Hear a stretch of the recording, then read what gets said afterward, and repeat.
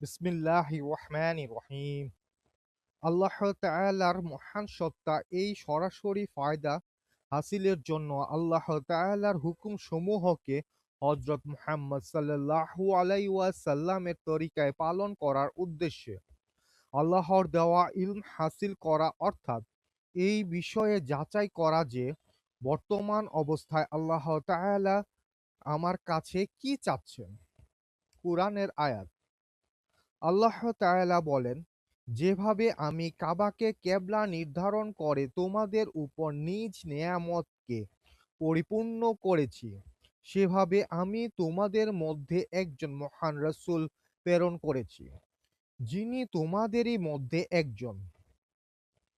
তিনি তোমাদেরকে আমার আয়াতসমূহ পড়ে শোনান, তোমাদেরকে নফসের নাপাকি হতে পবিত্র করেন, তোমাদেরকে কুরআনে কারীমের শিক্ষা দেন এবং এই কুরআনের ব্যাখ্যা নিজ সুন্নত ও তরিকার শিক্ষা দেন। আর তোমাদেরকে এমন উপকারী কথা শিক্ষা দেন যা তোমরা জানতেও না। সূরা বাকারা আয়াত ১৫১।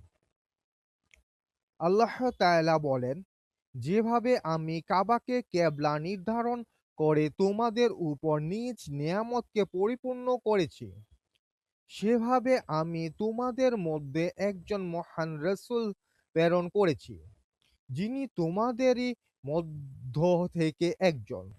তিনি তোমাদেরকে আমার আয়াতসমূহ পড়ে শোনান, তোমাদেরকে নফসের নাপাকি হতে পবিত্র করেন, তোমাদেরকে কুরআনে কারীমের শিক্ষা দেন এবং এই কুরআনের ব্যাখ্যা নিজ সুন্নত ও তরিকার ও শিক্ষা দেন।